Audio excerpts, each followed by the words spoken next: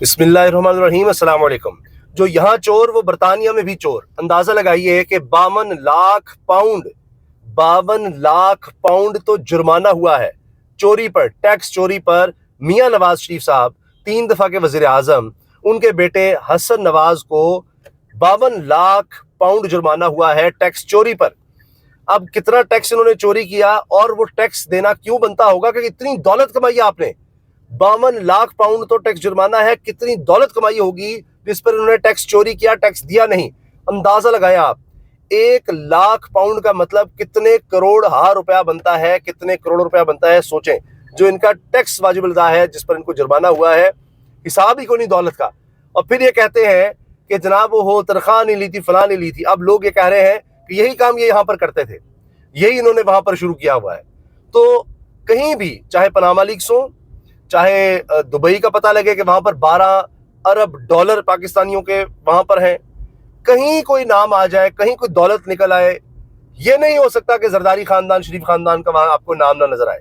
تو وہ ادھر بھی نظر آیا، دبئی میں بھی، یو اے ای میں بھی، ادھر پاناما لیکس میں بھی، اور اب یہاں پر آپ دیکھ لیجئے کہ برطانیہ میں جرمانہ ہوگا۔ یہ تو وہاں کا سسٹم ہے نا۔ یہ کہتے تو جی یہاں تو جی یہ خان نے کیا، یا یہ جی فلاں نے کیا، یہ ہو گیا، وہ ہو گیا۔ اب مجھے بتائیے کہ برطانیہ کے تو یہ شہری ہیں، یہ کہتے تھے جب پاکستان میں ہوتے ہیں کہ جی یہاں کا تو قانون ہی ہم پر لاگو نہیں ہوتا، ہم کس طرح سے مان لیں۔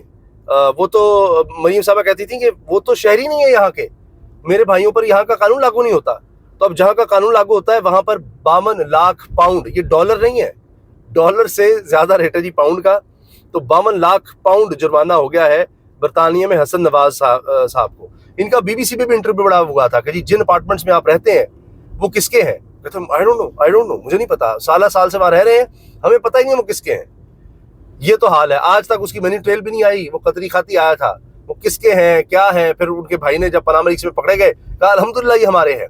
پھر انہوں نے جب پاناما لیکس آنے لگی تھی، ان کو پتہ لگ گیا، کیونکہ صحافی پوچھ رہے تھے میلز کر کے کہ جی ہم نے اس پر چھاپنا ہے، تو صحافت کا یہ اصول ہے کہ آپ اس بندے سے بھی پوچھ لیں کہ اس کا کیا موقف ہے۔ جب ان سے موقف پوچھنے لگے تو ان کو پتہ لگ گیا۔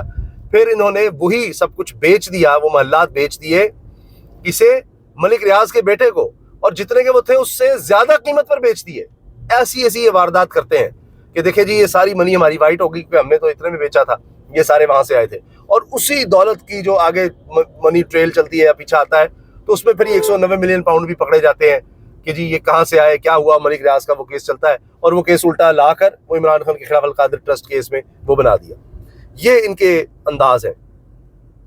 اب جناب سابق وزیر اعظم میاں نواز شریف کے بیٹے، موجودہ وزیر اعظم شہباز شریف صاحب کے بھتیجے، موجودہ وزیر اعلیٰ فارم 47 کی پنجاب کی مریم نواز صاحبہ، ان کے سگے بھائی حسن نواز صاحب پکڑے گئے ہیں، اور برطانیہ میں 5.2 ملین یعنی 52 لاکھ پاؤنڈ ٹیکس جرمانہ کر دیا گیا ہے، اور ٹیکس ڈیفالٹر قرار دیا گیا ہے۔ 5 اپریل 2015 سے 6 اپریل 2016 تک تقریباً 9.4 ملین پاؤنڈ کا ٹیکس ادا نہیں کیا۔ برطانوی ٹیکس اتھارٹی نے حسن نواز پر 5.2 ملین پاؤنڈ کا جرمانہ عائد کر دیا۔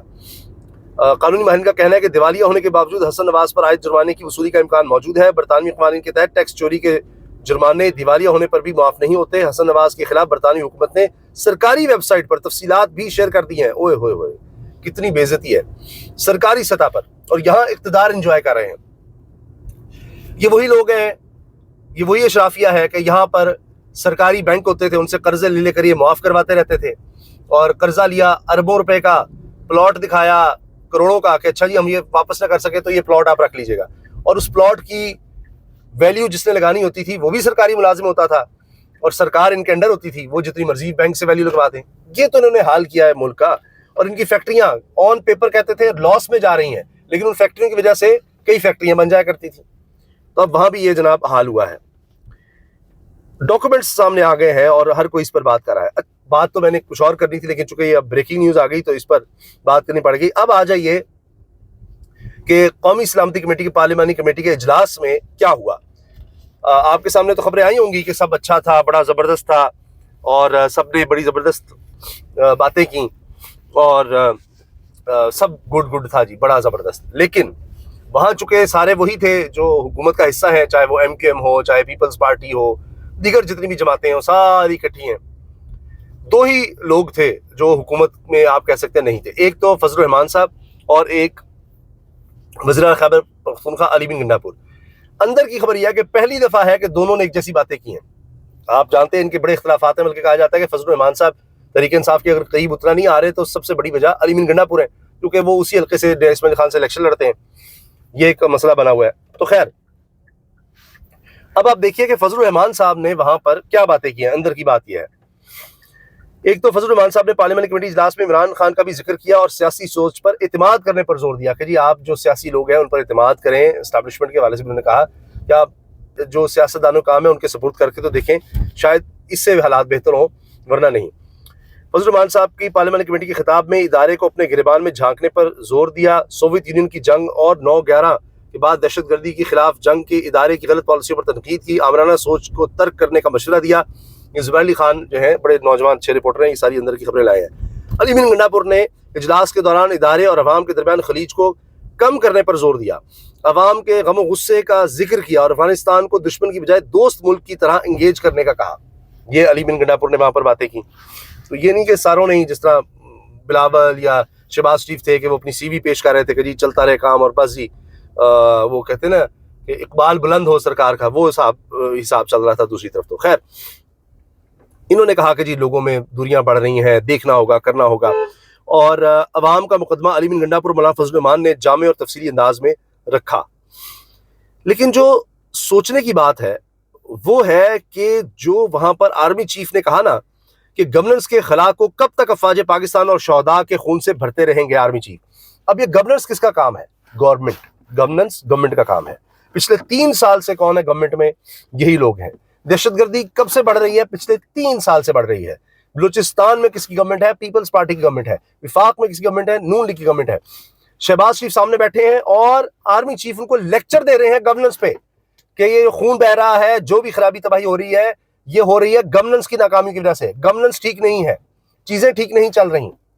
تو گورننس میں کیا آتا ہے کہ ادارے کا جو کام ہے وہ کیا جائے, ایک بیلنس ہونا چاہیے, ریاست کو اپنے کام کرنے چاہیے, ڈیلیوری ہونی چاہیے, لوگوں کو انصاف مل رہا ہو, لوگوں کے مسائل حل ہو رہے ہوں, لوگوں کو تعلیم مل رہی ہو, صحت مل رہی ہو, امن و امان کی صورتیں مل رہی ہوں, ان کی زندگیاں بہتر ہو رہی ہوں.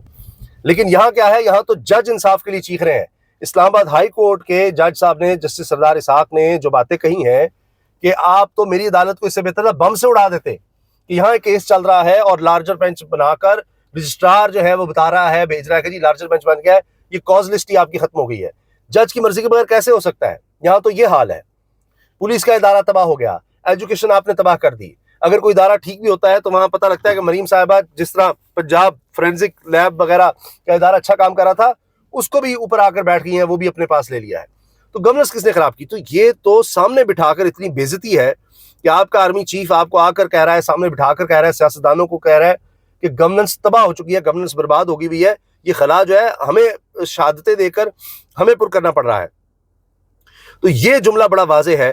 اور پھر انہوں نے کہا کہ جی یہ سافٹ اسٹیٹ کی طرز پر بے پناہ جان قربانی دیتے رہیں گے, اور گیپس کی انہوں نے بات کی, اور یہ ایک ہمیں ہارڈ اسٹیٹ بننا پڑے گا. اب ہارڈ اسٹیٹ کا مطلب ہے کہ اور زیادہ بھی سختی ہوگی, اور زیادہ ہمیں کریک ڈاؤن اور یہ سب کچھ ملے گا. بہرحال لیکن یہ بڑی واضح بات ہے. سب سے اہم میری نظر میں یہ کہ انہوں نے کہا جی گورننس ہی ٹھیک نہیں ہے, آپ سب لوگ بیکار ہیں. بلوچستان میں پیپلز پارٹی کہنے کا گورنمنٹ ہو, وفاق میں نون لیگ کی ہو, چلیں آپ کہیں گے خیبر پختونخوا میں تحریک انصاف کی ہے, اس کو چھوڑ دیں, باقی آپ دیکھ لیجئے کس کی حکومت ہے. سندھ میں تو اگر کہیں گے تو وہ تو اب کتنی دہائیاں ہی ہو چلی ہیں, اب 2008 سے تو تسلسل سے, اور اس کے علاوہ پیپلز پارٹی کی ہے, تو وہاں کس کی ہے. تو اوور آل گورننس آپ دیکھ لیجئے, اس کا مطلب ہے کہ زیرو ہے, جس کی وجہ سے یہ مسائل ہوئے. تو یہ تو آرمی چیف نے وہاں پر جو خطاب کیا ہے, ساری کھری کھری انہوں نے ان کو سامنے بٹھا کر سنا دی ہے, سارے سیاستدانوں کو ہی, لیکن اس میں خاص جس کا جتنا حصہ ہے, تو زیادہ حصہ تو پھر پیپلز پارٹی اور نون لیگ کا ہی ہے, انہی کو انہوں نے کھری کھری سنائی ہیں. اور باقی ان کے جو کرتوت ہیں, ان کی جو حرکتیں ہیں, وہ تو برطانیہ میں بھی اب نظر آ رہی ہیں, وہاں بھی ان کا نام بن رہا ہے ماشاءاللہ سے. اجازت دیجیے, اللہ حافظ.